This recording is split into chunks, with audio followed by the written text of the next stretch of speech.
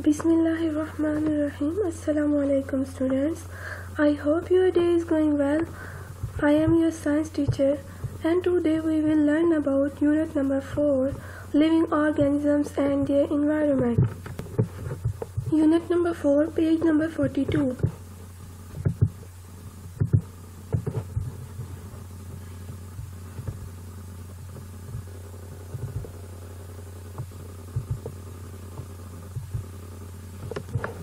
Let's start. There are more than 1 million different kinds of animals and more than 3,50,000 different kinds of plants on earth. यानी different types के मुख्तलिफ किस्म के millions kinds of animals यानी जानवर और 3,50,000 से ज़्यादा किस्म के पौधे ज़मीन पर पाए जाते हैं. द ब्रांच ऑफ बायोलॉजी की वो branch which deals with the relationship between the living organisms themselves and with their surroundings is known as ecology. यानी इकोलॉजी क्या है? बायोलॉजी की वो ब्रांच जिसमें हम लिविंग ऑर्गेनिजम्स और उनकी सराउंडिंग के दरमियान रिलेशनशिप को स्टडी करते हैं, इसे हम कहते हैं इकोलॉजी. और वो साइंटिस्ट जो इकोलॉजी इन इंटर रिलेशनशिप्स को स्टडी करते हैं इन्हें हम इकोलॉजिस्ट कहते हैं. Ecologist study ecology. They study plants and animals which live in a particular place and the physical conditions such as light, temperature, water, soil which affect the livings of these organisms. यानी वो scientist यानी ecologist ऐसे plants और animals को study करते हैं जो एक खास एरिया में रह रहे होते हैं और उनकी एक खास फिजिकल कंडीशंस यानी तिबी खसूसियात होती हैं, जैसे लाइट रोशनी, टेम्परेचर हरारत, वाटर पानी और सॉइल मिट्टी. टाइप्स ऑफ इन्वायरमेंट यानी इन्वायरमेंट की किस्में, माहौल की किस्में. आर्टिफिशियल इन्वायरमेंट यानी मसनूई माहौल. अंडर सर्टेन क्लाइमेट और regional condition it is not possible for animals और प्लांट्स टू सर्वाइव नेचुरली. यानी खास किस्म की दर्जा हरारत में, मौसम में और इलाकाई सूरत हाल. रीजनल कंडीशन कहते हैं, रीजन कहते हैं किसी इलाके की और कंडीशन हालत. उसके मुताबिक एनिमल्स या प्लांट्स किसी भी नेचुरल इन्वायरमेंट में अगर सर्वाइव नहीं कर सकते, so human create an environment in which they control factors such as temperature, light, water and mineral. इसीलिए ह्यूमंस ने यानी इंसानों ने इनके लिए एक ऐसा इन्वायरमेंट बनाया जहाँ पे वो इन फैक्टर्स को कंट्रोल कर सकते हैं. टेम्परेचर को कंट्रोल कर सकते हैं, लाइट को, वाटर को और मिनरल्स को, और वहाँ पे उन एनिमल्स को रखा. अब इसकी एग्जांपल हमारे पास जू है और फिश एक्वेरियम है. To produce ideal living condition for organisms. Rare species of animals, rare species जिनकी तादाद बहुत कम रह गई है अर्थ पे, उनको रेयर स्पीशीज कहते हैं. तो उनकी उस कम तादाद को बचाने के लिए कि वो मुकम्मल तौर पर ख़त्म ना हो जाएं, उनके लिए आर्टिफिशियल इन्वायरमेंट बनाया गया ताकि वो यहाँ पे सरवाइव कर सकें. बहुत से ऐसे बर्ड्स और फिशेस को जूज में रखा जाता है, सेंचुरीज में रखा जाता है और एक्वेरियम्स में. While the rare plants are kept in green house. और जो रेयर प्लांट्स हैं उन्हें ग्रीन हाउसेज में रखा जाता है. यहाँ पे आप देख रहे हैं डायग्राम में जू and artificial environment for giraffe, aquarium and artificial environment for aquatic animals. Aquatic animals ऐसे एनिमल्स जो जू में हम क्या करते हैं, किसी भी एनिमल के लिए जैसा उसका नेचुरल इन्वायरमेंट है उसके मुताबिक हम उसकी कंडीशंस बना देते हैं जू में, और ताकि वो वहाँ पे इसी तरह रहे जैसे वो अपने नेचुरल इन्वायरमेंट में रह रहा है. लेकिन वो होता एक आर्टिफिशियल इन्वायरमेंट ही है. नेचुरल इन्वायरमेंट, अगर हम नेचुरल इन्वायरमेंट की बात करें, नेचुरल इन्वायरमेंट जो ऑलरेडी एग्जिस्ट कर रहा है नेचर में, जो उनका हैबिटेट है. Animal live in natural conditions for which they are best suited. Animals ऐसी नेचुरल कंडीशन में रहते हैं जो उनको बेस्ट सूट करती हैं, जो उनके लिए बेहतरीन होती हैं. Since their bodies are well adapted to these condition, they are found in one particular habitat. For example, frog can live on land as well as in water. So frogs are usually seen living near ponds or streams. क्योंकि जो एक frog है वो water में भी रह सकता है और लैंड पे भी. तो उसके लिए उसको हम ज़्यादातर पोन्स और स्ट्रीम्स इनके इर्द गिर्द ही देखते हैं, दरियाओं नदी नालों। हमेशा हम फ्रॉग्स को ऐसी जगहों पर ही पाएंगे। Squirrels are found in woodland, there they build nest in trees and eat nuts, seeds and the tips of young twigs. और ये स्क्विरल्स हैं यानी गिलहरियाँ, वो वुडलैंड्स में रहती हैं जहाँ पर वो अपने घोंसले बनाती हैं दरख्तों पर। They build nest in trees and eat nuts, और nuts, seeds and tips of young twigs. Young twigs यानी छोटे छोटे पौधे। हैबिटेट, अब हैबिटेट क्या है? Habitat is the natural environment in which an animal or plant or any other organism occupy, यानी कोई भी ऑर्गेनिज्म, चाहे वो एनिमल हो या फिर प्लांट हो, वो अपने जब नेचुरल इन्वायरमेंट में रहता है तो उसे उसका हैबिटेट कहते हैं। अब आगे बढ़ने से पहले हम इस अमेजिंग फैक्ट को देख लेते हैं। ये आपकी बुक के साइड पर एक बॉक्स मौजूद है, इसमें लिखा हुआ है कि animals like cockroaches are really important in a habitat, यानी कि कॉकरोच की एग्जाम्पल दी गई है कि वो हमारी हैबिटेट में कितना इम्पोर्टेंट है और किस तरह इम्पोर्टेंट है। They eat dead plants and recycle the nutrients back into the soil which helps the plant to grow. जो कॉकरोच है वो डेड प्लांट्स पे फीड करता है और फिर जब डेड प्लांट्स को वो फीड करता है तो उसके बाद उसकी फीसिस न्यूट्रिएंट्स की फॉर्म में सॉइल के अंदर चली जाती हैं, जिससे सॉइल फर्टाइल हो जाती है और मोर सूटेबल हो जाती है for plant growth of plants. इस बात से हमें ये मालूम होता है, ये पता चलता है कि इस ज़मीन पर अल्लाह ताला ने कोई भी चीज़ बेफ़ायदा नहीं बनाई। हर छोटी से छोटे जानदार का भी कोई ना कोई काम है। अब कॉकरोचेस को देख के हम कहते हैं कि ये भला क्या इनका फ़ायदा होगा, इनको नहीं होना चाहिए, लेकिन आप देख लें कि इनका क्या बेनिफिट है, ये क्यों इम्पोर्टेंट है हमारे इन्वायरमेंट में।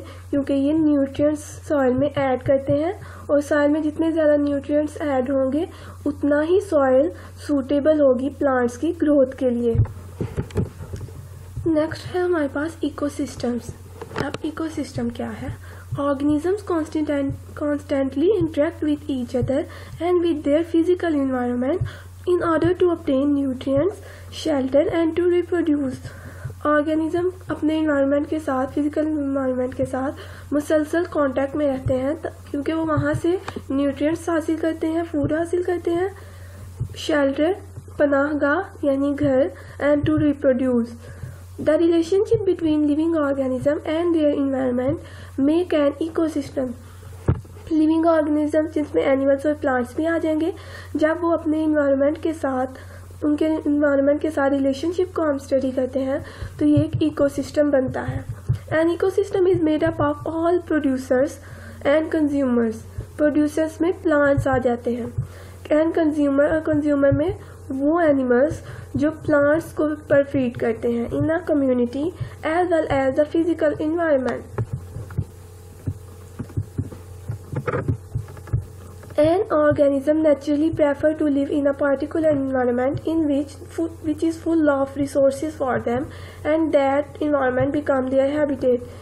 जब कोई भी ऑर्गेनिज्म ऐसे इन्वायरमेंट में रहना पसंद करता है जहाँ उसके लिए फुल रिसोर्सेज अवेलेबल हों,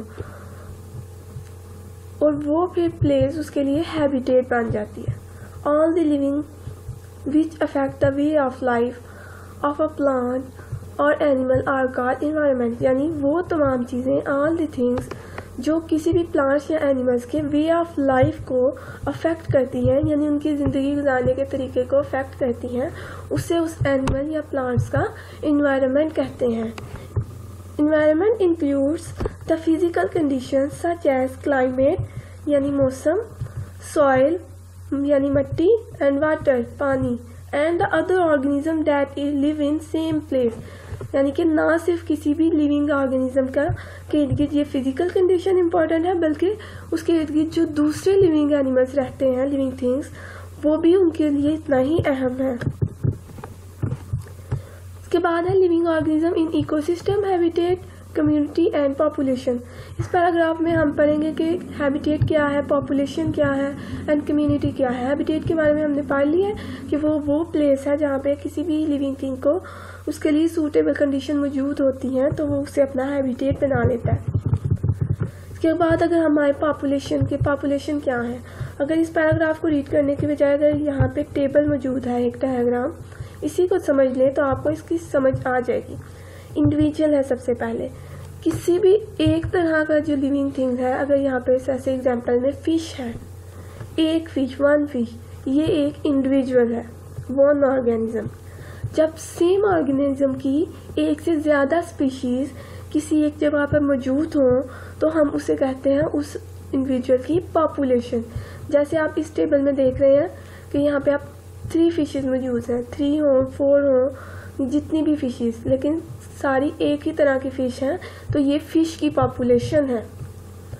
तो अब यहाँ से हम पॉपुलेशन रीड कर लेते हैं। Population consist of living things of the same type in a particular ecosystem. इसके बाद है हमारे पास कम्युनिटी। कम्युनिटी का क्या है? किसी भी एरिया में या इकोसिस्टम में जब एक से ज़्यादा तरह की, यानी कि more than one type of population exist करती हैं, जैसे आप देख रहे हैं इस डायग्राम में ग्रास भी मौजूद है, ये प्लांट की पॉपुलेशन है, फिशेस भी हैं, एनिमल की पॉपुलेशन है, उसके अलावा इंसेक्ट्स हैं, यानी यहाँ पे 3 different types of population exist कर रही हैं और ये एक कम्युनिटी बना रही हैं। ये एक कम्युनिटी है।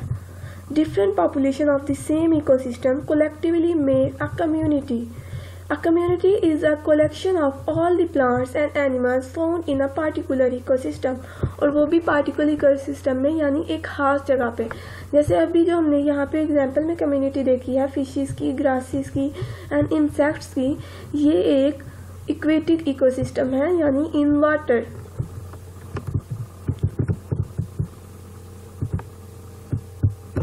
The living things of an ecosystem such as plants, animals and microorganisms are called biotic part.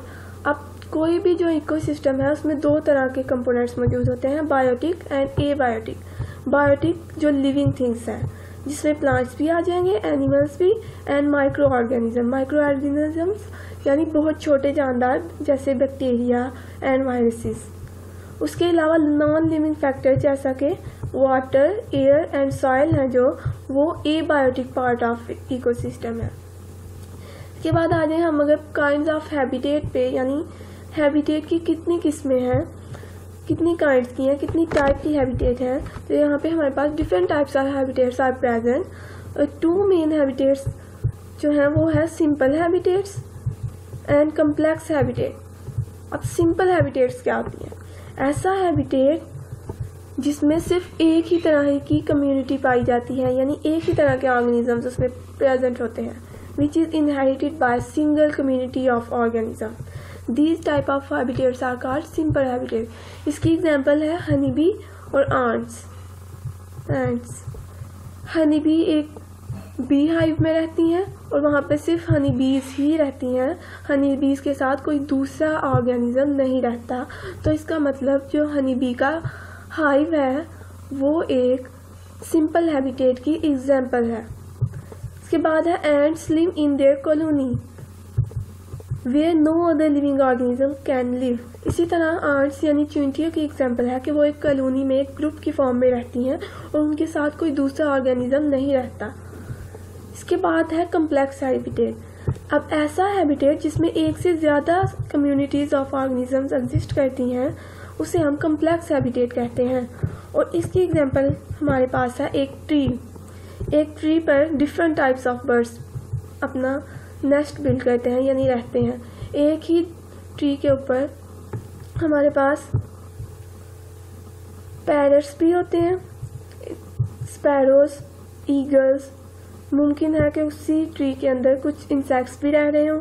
तो एक ट्री के अंदर जब different type of communities present हैं तो ये कम्प्लेक्स हैबिटेट की एग्जांपल है। A rotting log is a habitat for variety of small plants and animals। इसके बाद दूसरी एग्जांपल है इसमें rotting log, यानी कि गलता सड़ता लकड़ी का पीस। rotting log का ये मतलब है। In complex habitat we find different kinds of organisms living together। एक कम्प्लेक्स हैबिटेट में हमें बहुत ज़्यादा ऑर्गेनिज्म इकट्ठे रहते हुए नजर आते हैं। There are different types of habitats such as woodlands, grassland, river and coast। अब नेक्स्ट टॉपिक में हम 1 by 1 ग्रासलैंड्स क्या होते हैं, रिवर क्या हैं, डेजर्ट्स क्या हैं, इन सब के बारे में पढ़ेंगे। स्टूडेंट्स, आज के लेक्चर में हम इतना ही पढ़ेंगे। अब आप आ जाएं इस यूनिट की एक्सरसाइज पे। एक्सरसाइज में सबसे पहले हम कुछ एमसीक्यूज कर लेते हैं जो इसी टॉपिक में से थे। All living things of same type living in a particular ecosystem are called population. यानी वो तमाम लिविंग थिंग जो एक ही तरह के इकोसिस्टम में रहती हैं वो एक पॉपुलेशन कहलाती हैं। Which of the following animal is warm blooded? ये आपने अभी टॉपिक नहीं पढ़ा, तो हम आगे आ जाते हैं क्वेश्चन आंसर्स की तरफ। फर्स्ट क्वेश्चन है विकास क्वेश्चंस में, what is ecology? What does N ecologist do? The branch of biology which deals with the relationship between living organisms and their surroundings is known as ecology. An ecologist study ecology. तो ये आपके first question का answer है, इसे आपने learn कर लेना है। Describe the two main types of environment, यानी इन्वायरमेंट की दो डिफरेंट टाइप्स के बारे में बताएं। The two main types of environment are artificial environment and natural environment. The natural environment, in natural environment all the living and non-living things occurring naturally on earth, यानी ज़मीन पर जो अपने वो नेचुरल इन्वायरमेंट में रहती हैं all living things, तो वो उनका नेचुरल इन्वायरमेंट है। आर्टिफिशियल इन्वायरमेंट यानी मसनूई, आर्टिफिशियल से मुराद है मसनूई यानी जो खुद बनाया गया हो।